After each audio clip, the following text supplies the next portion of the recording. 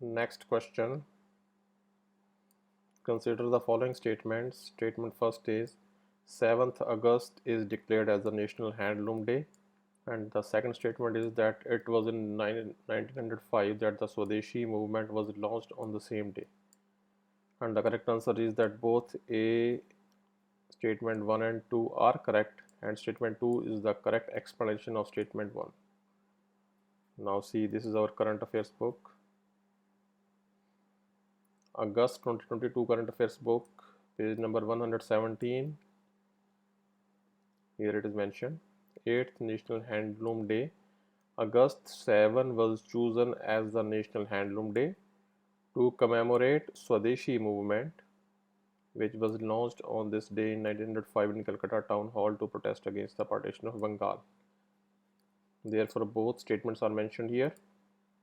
Therefore, A is the answer and this question is solved.